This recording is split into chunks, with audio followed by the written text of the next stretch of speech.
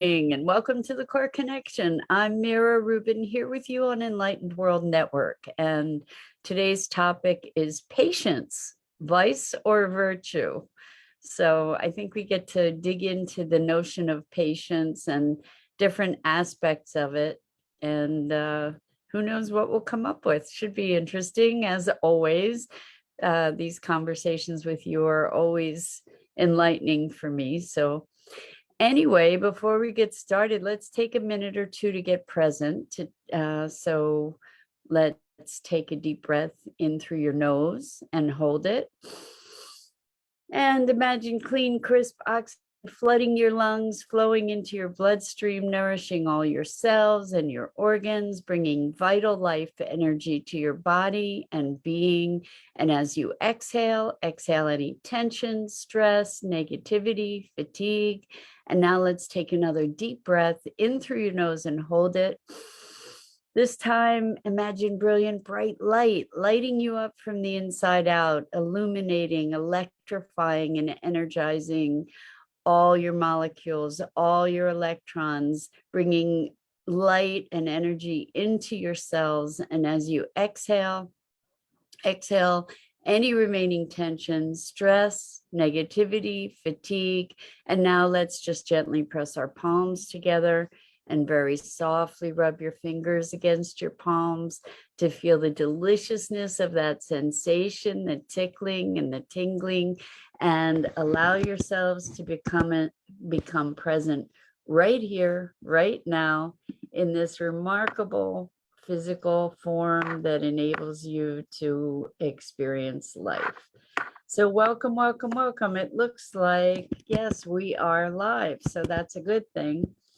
And if you're trying to enter comments, please go to the Enlightened World Network Facebook page and enter your comments there. If you are commenting and I'm not responding, it's simply because I don't see your comments. So let's talk about patience. You know, we are told over and over that patience is a virtue.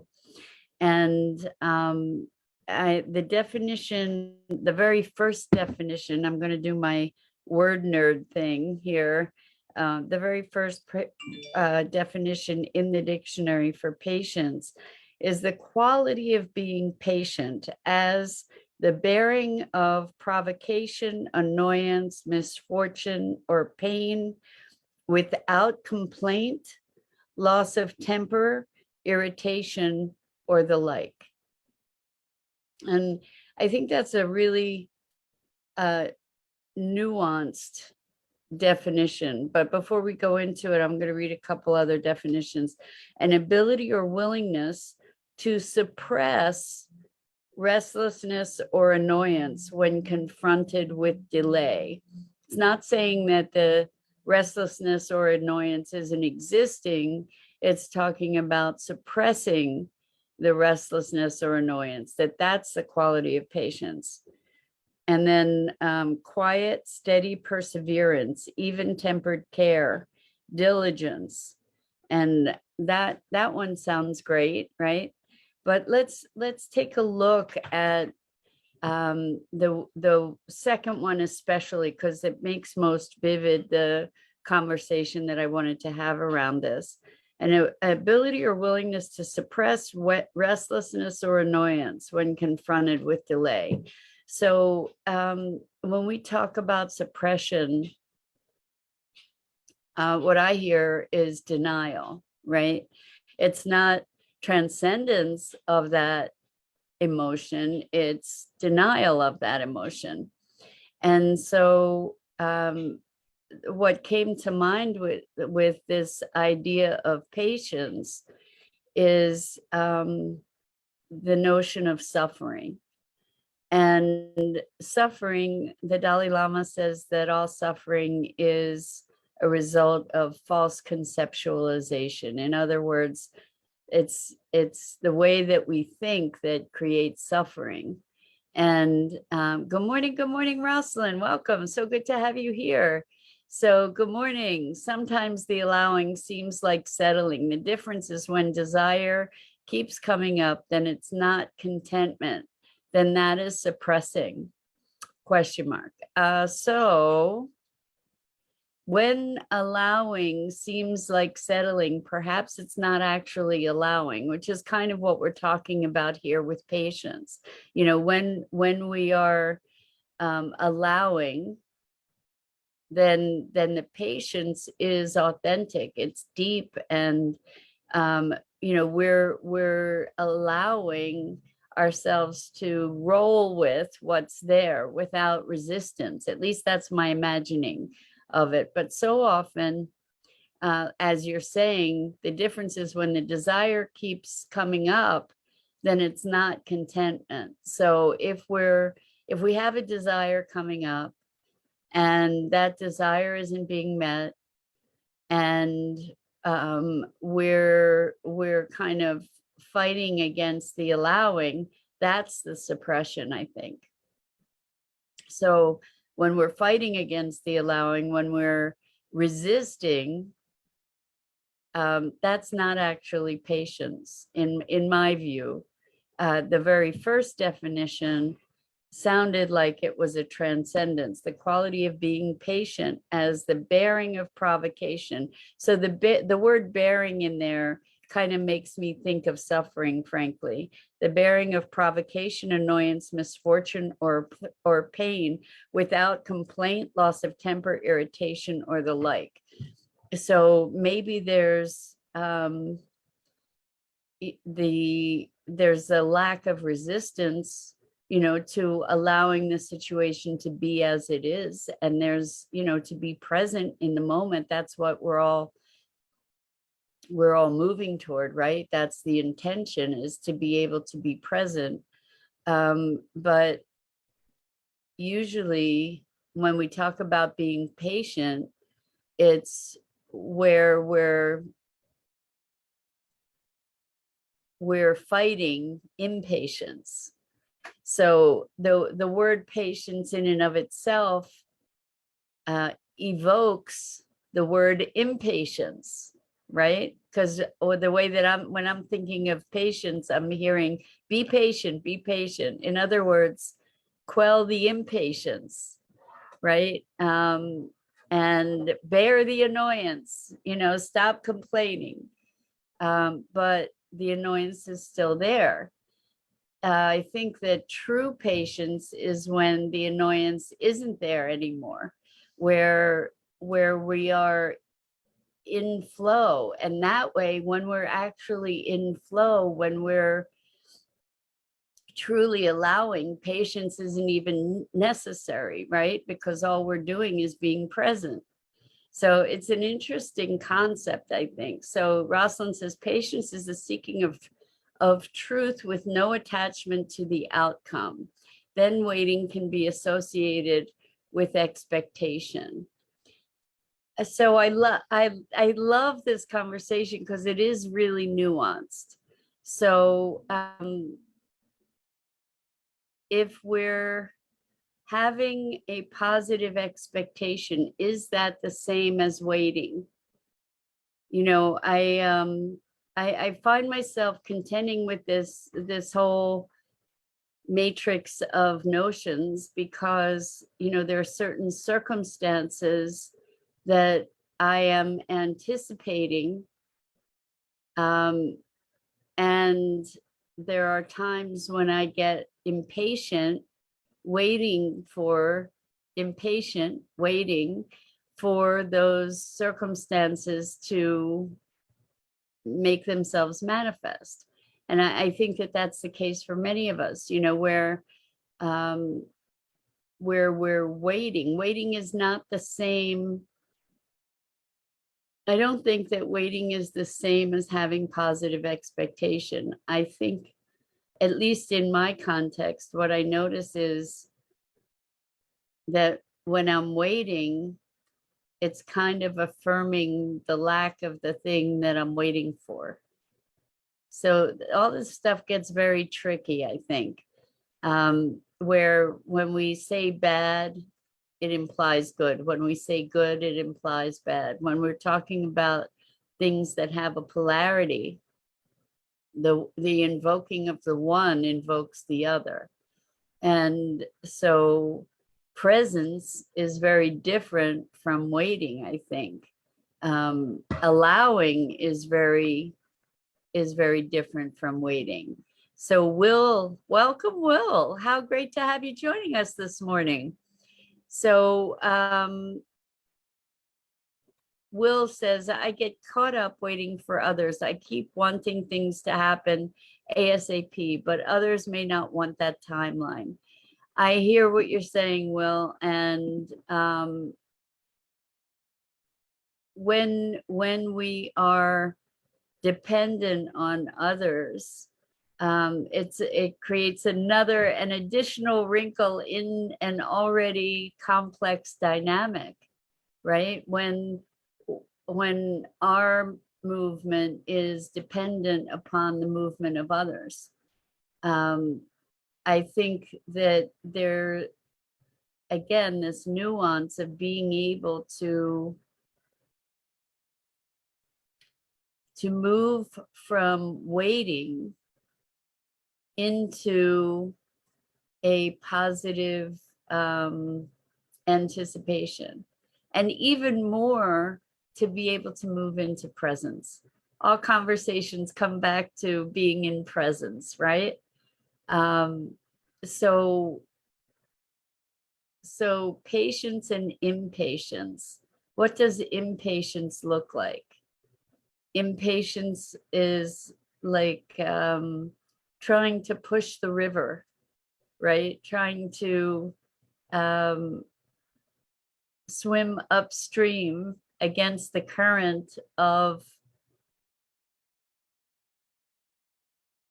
existing circumstance, perhaps. You know, I think impatience, if we look at it at its root, there's a lack of trust, which brings us back to this notion of allowing. You know, there's a lack of trust that things are unfolding in their perfection, that everything in its own time, right? And that doesn't mean that we allow ourselves to fall into complacency or lack of action due to our being present. What we do instead is to connect with inspired action and to be present to what the opportunities are that arise in a given moment. So Rosalind says, does having faith in something allow the space for the patience? So maybe acting as if the circumstance is already here. How would I feel if it already happened? Well, Rosalind, you touched on the key to manifesting. The key to manifesting is experiencing the isness, the already being of whatever it is that we're desiring. So if we are wanting, and I'm using that word very deliberately, wanting something, it means we are lacking that thing, right? When we are in want, it means that we are affirming that we don't have that thing or that circumstance. Good morning, Lisa. Welcome. It's great to have you here with us. So we're talking about patience, and on the flip side, impatience, and whether patience is a vice, or a virtue. And so does having faith in something allow the space for patience? I think it does. You know, when we have faith that things are unfolding in their perfection, then there is no impatience, right? And maybe there's no need even for patience at that point, right? Because we're not in waiting, we're we're in the certainty of the unfoldment of whatever it is that we're desiring, and we're in the presence, we're in the present. Ideally, that's where we want to be. Impatience and patience both are taking us out of the present into a projected future. We can have hopeful, delighted anticipation of what may come, and I don't know if we can even have that and be in the present at the same time. I'm not certain. So Lisa says, I have a bit of both. LOL. So patience and impatience. Right. Well, one doesn't exist without the other. That's really the point. That's why when we talk about patience as a virtue, I think that we're often told that in order to encourage us to become complacent and resigned rather than present and engaged. And like be patient, be patient. Well, when do we get that response? It's when we're being impatient, when we're wanting something that isn't here. And then we say, okay, I'll be patient. I'm still wanting something that isn't here. Right? I'm not in the allowingness necessarily. Maybe in its purest form, patience is presence. Patience is I think that patience seeks to exist when we are able to reside in presence. The whole concept of patience is irrelevant because we're in a perpetual state of allowing when we are in the present. So patience is a projection into the future, right? It can't exist in being fully present, can it? Because patience is anticipation of something happening in the future, right? So by definition, we're not present. So Will says, what if you practice patience, but then the desired outcome doesn't happen? Exactly. So patience is the projection into the future of something that isn't here right now, which means by definition, we're not present right here, right now, right? And so if we practice patience, I'm being patient, and then the desired outcome doesn't happen, what does happen? I get disappointed, right? And, my patience was for naught. It was wasted patience, which is funny. I'm just making all this up, but it's funny because it's not, it just gets to be a more and more layered story, I think. Patience, as I'm talking about this with you guys, what's arising is the deeper understanding that patience is not something that exists in this moment. It is something that is inextricably related to our future projections of something. And we often say, be patient. In other words, just wait. So we get to look at waiting here too. Lisa says, I'm working on my patience with the house. I want to go see it. I want to move in. I can't wait. I'm thinking you're saying move in.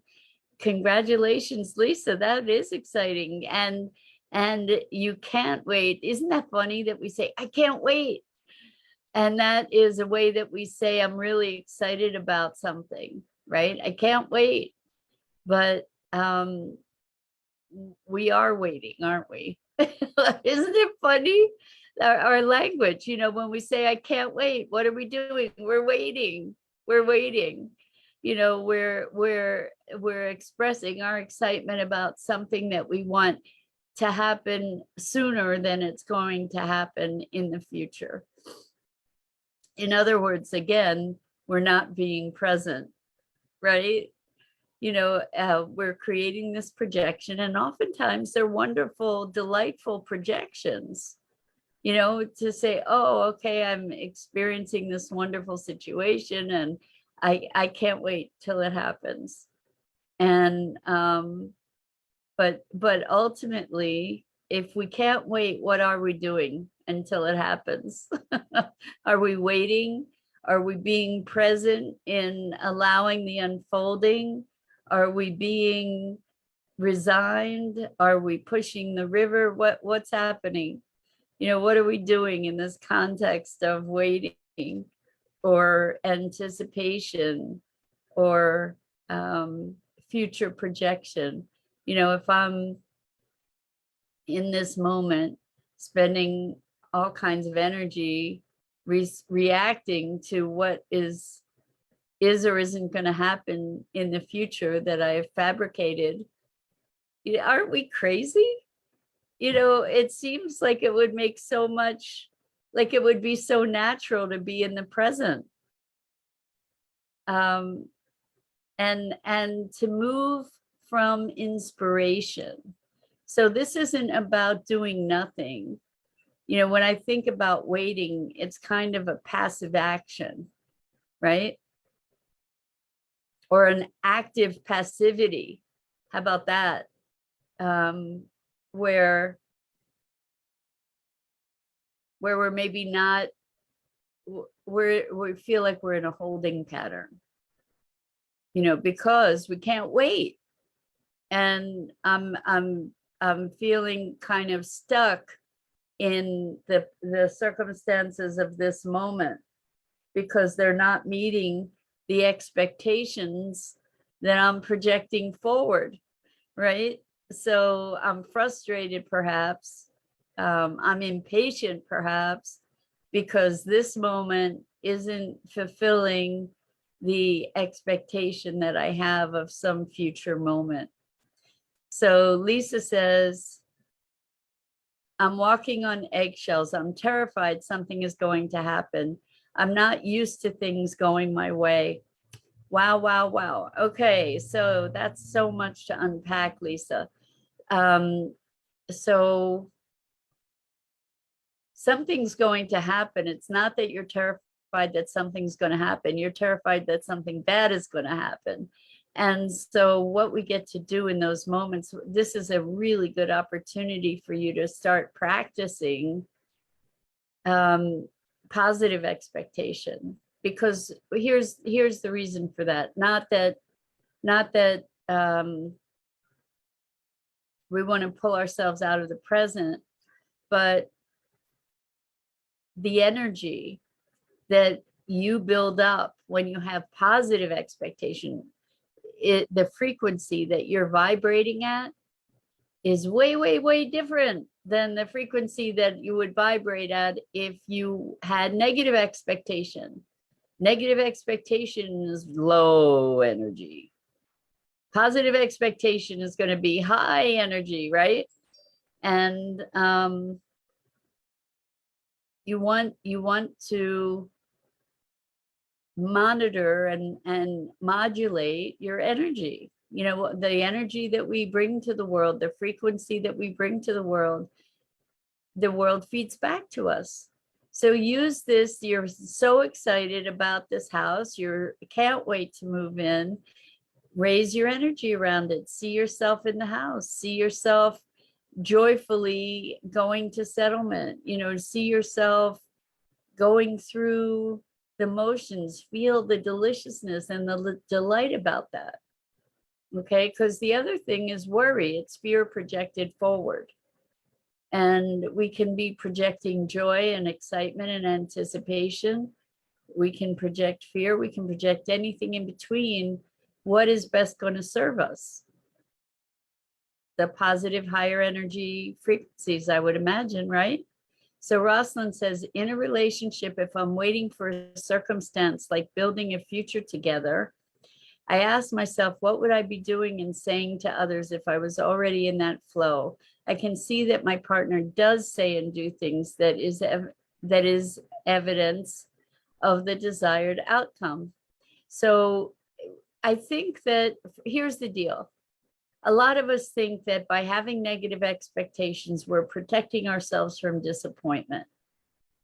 And in a certain respect, that may be true. Like if we only have positive expectations and things don't work out, then we could become really, really disappointed.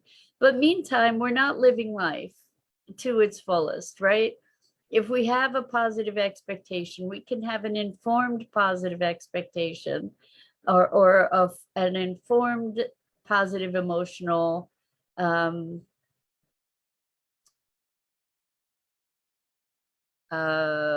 what vibratory frequency. And then if things don't work out, they don't work out. But the truth is, okay, maybe we would have been less disappointed because we expected that disappointment to happen in the first place. But maybe the likelihood of the disappointment is greatly reduced by the positive expectation. Not certain about this, but I'm just putting it out there. Rosalind says the nuggets of evidence inspires and keeps the energy moving toward the desired outcome. So one of the things I hear you talking about there, Rosalind, in terms of relationship is feedback, is being alert to what's present.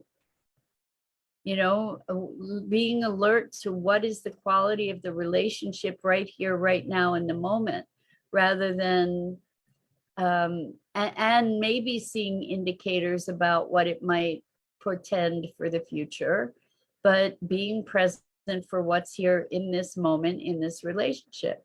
I think that one of the biggest stumbling blocks in relationship is, well, maybe the only stumbling block in relationships is all about our expectations and projecting our expectations. Maybe that's our biggest stumbling block in life, in all of life itself, you know, but projecting our expectations and then being disappointed whether those expectations are going to get fulfilled. For instance, let's say we're in a relationship and we have a hope and expectation that this is going to be a long-term committed relationship, and then we believe that it's not going to be a long-term committed relationship. So we take our disappointment, frustration, and maybe even anger into the present because of all this future projection. It's kind of nutsy, right? So Elaine says, doing nothing is the hardest thing for humans to understand. The mind loves to analyze and dissect everything. Isn't that the truth, Elaine? Absolutely. So, you know, when we talk about doing nothing, which is something that I encourage my clients to do, is don't do from the doingness. You know, be present in the moment. There will be inspiration for doing. And that's when there's action that gets taken because there's an inspiration that inspires it. So Elaine says, if the moment experience brings up fear or triggers, that is a beautiful gift to free one from the condition of mind or face and mind or face and clear what is going or face and clear what is going on inside. For sure. So fear, I'm sure you've heard this, fear is false evidence appearing real, you know, is these projections that we make, and we make them into reality, and then we act as if they're really there. You know, that's what we do. And that's what patience and impatience is all about, you know, is creating this expectation of something in the future. And Lisa says, creating an ideal that doesn't exist. Yes, yes, and yes. That's exactly the case. Creating some kind of situation, ideal, projection that doesn't exist, and then treating it like it's real, and then reacting to it in the present. And we go on and on from there, and we're off on our merry ride, right? It's funny. It's funny that we do this to ourselves and each other. So Rosalind says in response to Elaine, I do analyze and get confused if I'm suppressing and being complacent. So when this is so much about tuning in, tuning into presence and to what's going on for us in a given moment. When we tune into that, that enables us to not be suppressing, to not be complacent, to be inspired to inspired action, to be in a dance with life, a responsive dance with life, rather than creating the whirlwinds that we do, that are filled with drama and filled with a lot of the juiciness that we have in life. I have to say, we create drama that gives us a lot of juiciness and something to distract ourselves. But we get that juiciness by pretending it's real when it's not so real. So Elaine says, patience is a wonderful trigger for so many to take a look at what's going on inside, past hurts and fears and pains that have not been dealt with, that are being projected outwardly. Exactly, Elaine. So all of our perceptions are projected outwardly, right? We project our beliefs, our perceptions, our interpretations out into the world. And that's the world that we interact with, is the world of our projections, not any kind of true space of being. It's all our consciousness projecting outward, and then us responding to the projections. It's comical in so many ways. And if we can take a sense of humor and bring curiosity to it, then it can shift the whole experience. When we can recognize, oh, wow, what am I creating here? Because we're always the ones creating. So what am I creating here by my interpretation of this event? And I'm trying to figure out what's really going on here, right? But there's a level at which we haven't, like beyond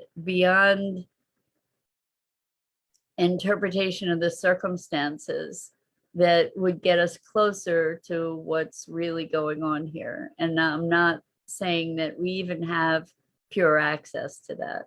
Anyway, another stimulating morning, which I am so grateful for from you. So much, much, much appreciation. I'm Mira Rubin. This is the Core Connection. And I go live each weekday morning here on the Enlightened World Network Facebook page at 9 a.m. Eastern. And please check out the other awesome programming on the Enlightened World Network's different Facebook page, Enlightened World Network, Enlightened World Living, EWN, One with the Earth. And until next time, so much love to you guys and so much appreciation for everything you bring. And I hope to see you back here again really, really soon.